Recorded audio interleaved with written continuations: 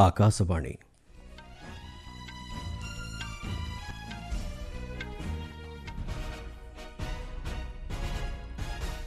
संवाद पढ़ुछंती चंदन घोष। मुख्य संवाद Dhanbad IIT Indian school of mines 45तम समावर्तन उत्सव में आज दीक्षांत भाषण प्रदान करेंगे राष्ट्रपति। उत्तर प्रदेश वाराणसी ठारे आसंता काली प्राय 2200 कोटी टंका व्यय अटकल में विभिन्न विकासमूलक प्रकल्पर लोकार्पण और भित्तिप्रस्तर स्थापन करेंगे प्रधानमंत्री। बिहार चिठा भोटर तालिका आज प्रकाश करेंगे निर्वाचन आयोग। देशव्यापी आज लागू होउची बैंकिंग नियम संशोधन आईन 2025 एवं आंडरसन तेंदुलकर टेस्ट सीरीज चूड़ांत मैच प्रथम दिन में भारत खेल शेष सुधा प्रथम इनिंग्स 6 विकेट हराई करिछि 204 रन।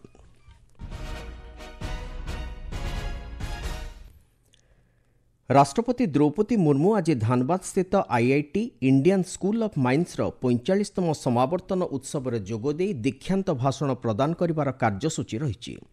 गतकाली श्रीमती मुर्मू देवघर स्थित अखिल भारत आयुर्विज्ञान संस्था एम्स समावर्तन उत्सव में जोगदे जनसाधारण को उन्नतमानर प्राथमिक स्वास्थ्य सेवा जोगाई देवा उपरे गुरुत्वारोप करिसेंति।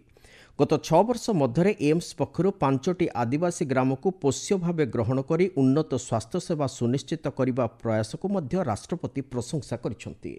यद्यपि आपके इस संस्थान की भूमिका टर्सरी हेल्थ केयर के क्षेत्र में है, लेकिन मैं चाहूंगी कि प्राइमरी हेल्थ केयर के क्षेत्र में भी आप बहुत सक्रिय के साथ गाइडेंस दे, हैंड होल्डिंग करें। प्राइमरी केयर ही यूनिवर्सल हेल्थ कवरेज का आधार है। अर्बन प्राइमरी हेल्थ सेंटर्स तथा रूरल कम्युनिटी हेल्थ सेंटर्स में जाकर एम्स देवघर के डॉक्टरों और विद्यार्थियों की टीम द्वारा सहायता की जानी चाहिए। मैं धन्यवाद देना चाहती हूँ कि एम्स ने 5 ट्राइबल विलेज को गोद लिए। मैं चाहूंगी इसी तरह इस अडॉप्शन का दायरा को बढ़ाना चाहिए और भी कुछ गांव को आहिस्ता आहिस्ता अडॉप्ट करना चाहिए और वहां भी बेहतर स्वास्थ्य सेवा मिलना चाहिए। प्रधानमंत्री नरेंद्र मोदी आसंता काली उत्तर प्रदेश गस्त करी वाराणसी ठारे विविध विकासमूलक प्रकल्पर लोकार्पण और भित्तिप्रस्तर स्थापन करेंगे। मुख्यतः भित्तिभूमि, शिक्षा, स्वास्थ्य सेवा, पर्यटन, क्रीड़ा, सहरांचल विकास एवं सांस्कृतिक ऐतिह्य समेत बहुविध क्षेत्र संपर्कित विभिन्न प्रकल्प एथिरे अंतर्भुक्त। एही सबु प्रकल्पगुड़िक लागि प्राय 2200 कोटी टंका व्यय अटकल करा जायछि। वाराणसी रे सड़क जोगाजोग को उन्नत करिबा पाई निजर प्रतिबद्धता अनुଯାयी प्रधानमंत्री अनेक ग्रामीण और सहरांचल रास्ता प्रशस्तीकरण तथा लेवल क्रॉसिंग और रेल ओभरब्रिज लागि भित्तिप्रस्तर स्थापन करिवे। ଏହି ଅଞ୍ଚଳରେ ଭିତ୍ତିଭୂମିକୁ ସୁଦୃଢ଼ କରିବା ପାଇଁ ଶ୍ରୀ ମୋଦି ସ୍ମାର୍ଟ ବିତରଣ ପ୍ରକଳ୍ପ ଏବଂ ଭୂମି ତଳେ ବୈଦ୍ୟୁତିକ ସଂରଚନା ସ୍ଥାପନ ସମ୍ପର୍କିତ କାର୍ଯ୍ୟର ଶିଳାନ୍ୟାସ କରିବେ। ଶ୍ରୀ ମୋଦି ସାଂସ୍କୃତିକ ଦୃଷ୍ଟିରୁ ଗୁରୁତ୍ୱପୂର୍ଣ୍ଣ ଜଳାଶୟଗୁଡ଼ିକୁ ସଂରକ୍ଷିତ କରିବା ଲକ୍ଷ୍ୟରେ ଏ ସମ୍ପର୍କିତ କେତେକ ପ୍ରକଳ୍ପ ଲାଗି ମଧ୍ୟ ଭିତ୍ତିପ୍ରସ୍ତର ସ୍ଥାପନ କରିବାର କାର୍ଯ୍ୟସୂଚୀ ରହିଛି। कृषि और कृषक कल्याण दिगरे सरकार को एक गुरुत्वपूर्ण पदक्षेप स्वरूप श्री मोदी आसंताकाली पीएम किसान 20तम किस्ती प्रदान करेंगे। यही अवसर में देशव्यापी 9 कोटी 70 लाख ऊर्ध्व कृषकों बैंक अकाउंट को 20,500 कोटी अधिक टंका स्थानांतरित कराजिबो।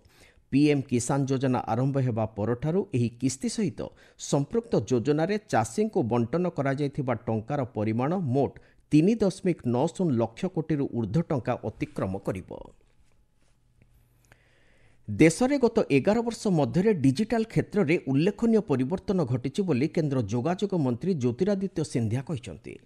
गतकाली नुआदिल्ली ठारे आयोजित मोबाइल कनक्लेव रे उद्बोधन दे से कहते गत 1 दशंधि मध्य देशर दुर्गम ग्राम ठारू आरंभ करी मेट्रो सहर पर्यंत सबु स्थान रे नागरिक मानकु डिजिटाल क्षेत्र में सशक्त करा जाय पारिछि। वर्तमान देश में 120 कोटी टेलीफोन संजोग व्यवस्था रही बेले इंटरनेट सब्सक्राइबर संख्या 286% वृद्धि पाई 97 कोटी रे पहुंची। एहाछड़ा मोबाइल डाटा दर में 96.6% ह्रास पाइबा द्वारा भारत विश्व में सबुठु सस्तार डाटा उपलब्ध कराई पारिबा देश होई पारिछि बोली श्री सिंधिया कहते। देश में जनसाधारण को फाइबर ज्ञानकौशल आधारित जोगाजोग व्यवस्था उपलब्ध कराइबा दिगरे सरकार को योजना संपर्क में सूचना दी श्री सिंधिया कहते। भारत नेट परियोजना के आधार पर आज देश के 2,14,000 ग्राम पंचायत जुड़े हुए हैं ओएफसी फाइबर के साथ, और भारत नेट द्वितीय योजना के आधार पर $17 बिलियन 1,40,000 करोड़ रुपए की योजना किसी अमेरिका और यूरोप ने नहीं सोचा, वो प्रधानमंत्री नरेंद्र मोदी जी हमारे 6.5 लाख गांवों को ओएफसी ब्रॉडबैंड के साथ जोड़ने जा रहे हैं। आपण माने संवाद शुणुचंती आकाशवाणीरो। निर्वाचन आयोग आज बिहार चिठा भोटर तालिका प्रकाश करिवे। ଏହି ଭୋଟର ତାଲିକା ପ୍ରକାଶ ପାଇବା ପୂର୍ବରୁ ମୁଖ୍ୟ ନିର୍ବାଚନ ଆୟୋଗ ଜ୍ଞାନେଶ କୁମାର ଭୋଟର ସର୍ଭିସ୍ ପୋର୍ଟାଲରେ ଜାରି କରିଥିବା ବାର୍ତ୍ତାରେ ଉଲ୍ଲେଖ କରିଛନ୍ତି ଯେ ଚିଠା ଭୋଟର ତାଲିକା ଉଭୟ ଅନ୍ଲାଇନ୍ ଓ ଅଫ୍ଲାଇନ୍ରେ ପ୍ରକାଶ କରାଯିବ।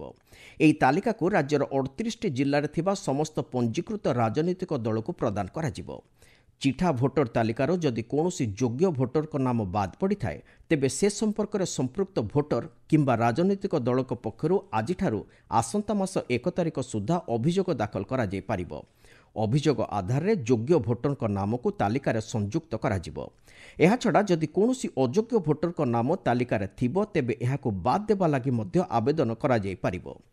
ବିହାର ଭୋଟର ତାଲିକାର ସ୍ୱତନ୍ତ୍ର ସମୀକ୍ଷା କାର୍ଯ୍ୟ ଜୁନ୍ 24ରୁ ଜୁଲାଇ 25 ପର୍ଯ୍ୟନ୍ତ ସମସ୍ତ ବୁଥ୍ ସ୍ତରରେ କରାଯାଇଛି। ଶେଷଥର 2003 ମସିହାରେ ଏଭଳି ସମୀକ୍ଷା ନିର୍ବାଚନ ଆୟୋଗଙ୍କ ପକ୍ଷରୁ କରାଯାଇଛି ବୋଲି ସୂଚନା ଦିଆଯାଇଛି। ବ୍ୟାଙ୍କିଂ ନିୟମ ସଂଶୋଧନ ଆଇନ 2025 ଆଜିଠାରୁ ଦେଶବ୍ୟାପୀ ଲାଗୁ ହେଉଛି। ବ୍ୟାଙ୍କିଂ କ୍ଷେତ୍ରରେ ଶାସନ ବ୍ୟବସ୍ଥାକୁ ଅଧିକ ସୁଦୃଢ଼ କରିବା ସହିତ ପୁଞ୍ଜିନିବେଶକଙ୍କ ସୁରକ୍ଷାକୁ ସୁନିଶ୍ଚିତ କରିବା ଉଦ୍ଦେଶ୍ୟରେ ଏହି ଆଇନ ପ୍ରଣୟନ କରାଯାଇଛି ବୋଲି ଅର୍ଥ ମନ୍ତ୍ରଣାଳୟ ସୂଚନା ଦେଇଛି। ଏହି ଆଇନ ସମ୍ପର୍କିତ ବିଜ୍ଞପ୍ତି ଚଳିତ ବର୍ଷ ଏପ୍ରିଲ 15 ତାରିଖରେ ପ୍ରକାଶ ପାଇଥିଲା ବୋଲି ମନ୍ତ୍ରଣାଳୟ କହିଛି। ଆଜିର ଖେଳ ଖବରରେ କ୍ରିକେଟ୍, ବ୍ୟାଡମିଣ୍ଟନ ଏବଂ କୁସ୍ତି ପ୍ରତିଯୋଗିତା ସମ୍ପର୍କିତ ସମ୍ବାଦକୁ ନେଇ ଏକ ରିପୋର୍ଟ। ଲଣ୍ଡନର ଓଭାଲରେ ଗତକାଲିଠାରୁ ଆରମ୍ଭ ହୋଇଥିବା ଆଣ୍ଡରସନ୍ ତେନ୍ଦୁଲକର ଟେଷ୍ଟ ସିରିଜ୍ର ପଞ୍ଚମ ତଥା ଚୂଡ଼ାନ୍ତ ମ୍ୟାଚ୍ର ପ୍ରଥମ ଦିନରେ ଭାରତ ଖେଳ ଶେଷ ସୁଦ୍ଧା ପ୍ରଥମ ଇନିଂସରେ 6 ୱିକେଟ୍ ହରାଇ 204 ରନ୍ କରିଛି। ଦଳ ପକ୍ଷରୁ କରୁଣ ନାୟାର 55 ରନ୍ କରିଥିବା ବେଳେ ସାଇ ସୁଦର୍ଶନ 38 ରନ୍ କରିଛନ୍ତି। ଇଂଲଣ୍ଡ ପକ୍ଷରୁ ଗସ୍ ଆଟକିନ୍ସନ୍ ଏବଂ ଜୋ ଷ୍ଟଙ୍ଗ 2ଟି ଲେଖାଏଁ ୱିକେଟ୍ ଅକ୍ତିଆର କରିଛନ୍ତି। ଇଂଲଣ୍ଡ ଟସ୍ ଜିତି ପ୍ରଥମେ ବୋଲିଂ କରିବାକୁ ନିଷ୍ପତ୍ତି ନେଇଥିଲା। 5 ମ୍ୟାଚ୍ ବିଶିଷ୍ଟ ଟେଷ୍ଟ ଶୃଙ୍ଖଳାର ଏହି ଚୂଡ଼ାନ୍ତ ମ୍ୟାଚ୍ ଭାରତ ପାଇଁ ନିର୍ଣ୍ଣାୟକ ହୋଇପଡ଼ିଛି। ଶୃଙ୍ଖଳା ପରାଜୟରୁ ବର୍ତ୍ତିବାକୁ ହେଲେ ଭାରତକୁ ଏହି ମ୍ୟାଚ୍ ନିଶ୍ଚୟ ଜିତିବାକୁ ପଡ଼ିବ।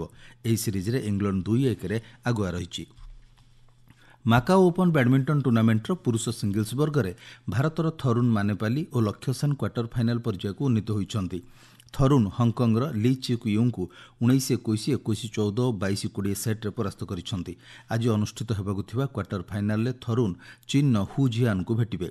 ଲକ୍ଷ୍ୟ ସେନ୍ ଇଣ୍ଡୋନେସିଆର ଚିକୋଥରା ଦୁଇ ୱଡେୟଙ୍କୁ 21-14, 14-21, 21-17 ସେଟ୍ରେ ପରାସ୍ତ କରିଛନ୍ତି। ଆଜିର କ୍ୱାର୍ଟର ଫାଇନାଲ୍ରେ ଚୀନ୍ର ଝୁ ଜୁଆନ୍ ଚେନ୍ଙ୍କ ସହିତ ଲକ୍ଷ୍ୟ ସେନ୍ଙ୍କର ମୁକାବିଲା ହେବ। ପୁରୁଷ ଡବଲ୍ସ ବର୍ଗରେ ଭାରତର ସାତ୍ୱିକ ସାଇରାଜ ରାଙ୍କିରେଡ୍ଡି ଓ ଚିରାଗ ସେଟ୍ଟିଙ୍କ ଯୋଡ଼ି ଜାପାନର କାକେରୁ କୁମାଗାଇ ଓ ହିରୋକି ନିଶିଙ୍କ ଯୋଡ଼ିକୁ 10-21, 22-20, 21-16 ସେଟ୍ରେ ପରାସ୍ତ କରି କ୍ୱାର୍ଟର ଫାଇନାଲ୍ରେ ପ୍ରବେଶ କରିଛନ୍ତି।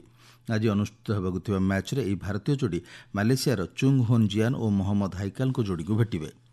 ଆଥେନ୍ସରେ ଚାଲିଥିବା 17 ବର୍ଷରୁ କମ୍ ବିଶ୍ୱ ମହିଳା କୁସ୍ତି ପ୍ରତିଯୋଗିତା 2025ରେ ଭାରତୀୟ ଖେଳାଳିମାନେ ଗତକାଲି ସୁଦ୍ଧା 2ଟି ସ୍ୱର୍ଣ୍ଣ, 2ଟି ରୌପ୍ୟ ଓ 1ଟିଏ ବ୍ରୋଞ୍ଜ ପଦକ ହାସଲ କରିଛନ୍ତି। 43 କିଲୋଗ୍ରାମ ଫ୍ରି ଷ୍ଟାଇଲ୍ ବର୍ଗରେ ରଚନା ଚୀନ୍ର ଜିନ୍ ୱାଙ୍ଗଙ୍କୁ ପରାସ୍ତ କରି ପ୍ରଥମ ସ୍ୱର୍ଣ୍ଣ ପଦକ ହାସଲ କରିଥିଲେ। ପରେ ଅଶ୍ୱିନୀ ବିଷ୍ଣୋଇ 65 କିଲୋଗ୍ରାମ ବର୍ଗରେ ଉଜବେକିସ୍ତାନର ମୁଖାୟୋ ରାଖିମ୍ ଜୋନୋଭାଙ୍କୁ ପରାସ୍ତ କରି ଆଉ ଗୋଟିଏ ସ୍ୱର୍ଣ୍ଣ ପଦକ ହାସଲ କରିଛନ୍ତି। 57 କିଲୋଗ୍ରାମ ବର୍ଗରେ କାଜାକିସ୍ତାନର ମାଡଖିଆ ଉସ୍ମାନୋଭଙ୍କଠାରୁ ପରାସ୍ତ ହୋଇ ଭାରତର ମୁନି ରୌପ୍ୟ ପଦକ ପାଇଛନ୍ତି। ଏହାଛଡ଼ା 73 କିଲୋଗ୍ରାମ ବର୍ଗରେ ଚୀନ୍ର ୱେନ୍ ଜେଙ୍ଗ୍ କ୍ୟୁଙ୍କଠାରୁ ପରାସ୍ତ ହୋଇ ଭାରତର କାଜଲ ଅନ୍ୟ ଏକ ରୌପ୍ୟ ପଦକ ପାଇଛନ୍ତି। 49 କିଲୋଗ୍ରାମ ବର୍ଗରେ କୋମଲ ବର୍ମା ବ୍ରୋଞ୍ଜ ପଦକ ହାସଲ କରିଛନ୍ତି। ଆକାଶବାଣୀ ସମ୍ବାଦ ବିଭାଗ ପାଇଁ ମୁଁ ସତ୍ୟବ୍ରତ ବେହୁରା। ଚୀନରେ ପ୍ରବଳ ବର୍ଷା ଓ ବନ୍ୟା ଯୋଗୁଁ 44 ଜଣଙ୍କର ମୃତ୍ୟୁ ହୋଇଥିବା ବେଳେ 9 ଜଣ ନିଖୋଜ ଅଛନ୍ତି। ଉତ୍ତର ଚୀନର ଅନେକ ସ୍ଥାନରେ ପ୍ରବଳ ବର୍ଷା ଓ ବନ୍ୟା ଯୋଗୁଁ ଗତ ସପ୍ତାହରୁ ପ୍ରାୟ 10,000 ଲୋକଙ୍କୁ ସ୍ଥାନାନ୍ତର କରାଯାଇଛି। ରିଲିଫ୍ ଓ ଉଦ୍ଧାର କାର୍ଯ୍ୟ ଜାରି ରହିଛି ବୋଲି ସରକାରୀ ଭାବେ କୁହାଯାଇଛି। ମୁଖ୍ୟ ସମ୍ବାଦଗୁଡ଼ିକ ପୁଣି ଥରେ। Dhanbad IIT Indian school of ମାଇନ୍ସର 45ତମ ସମାବର୍ତ୍ତନ ଉତ୍ସବରେ ଆଜି ଦୀକ୍ଷାନ୍ତ ଭାଷଣ ପ୍ରଦାନ କରିବେ ରାଷ୍ଟ୍ରପତି। ଉତ୍ତରପ୍ରଦେଶର ବାରାଣସୀଠାରେ ଆସନ୍ତାକାଲି ପ୍ରାୟ 2200 କୋଟି ଟଙ୍କା ବ୍ୟୟ ଅଟକଳରେ ବିଭିନ୍ନ ବିକାଶମୂଳକ ପ୍ରକଳ୍ପର ଲୋକାର୍ପଣ ଓ ଭିତ୍ତିପ୍ରସ୍ତର ସ୍ଥାପନ କରିବେ ପ୍ରଧାନମନ୍ତ୍ରୀ। ବିହାର ଚିଠା ଭୋଟର ତାଲିକା ଆଜି ପ୍ରକାଶ କରିବେ ନିର୍ବାଚନ ଆୟୋଗ ଏବଂ ଦେଶବ୍ୟାପୀ ଆଜିଠାରୁ ଲାଗୁ ହେଉଛି ବ୍ୟାଙ୍କିଂ ନିୟମ ସଂଶୋଧନ ଆଇନ 2025। ସମ୍ବାଦ ଶେଷ ହେଲା।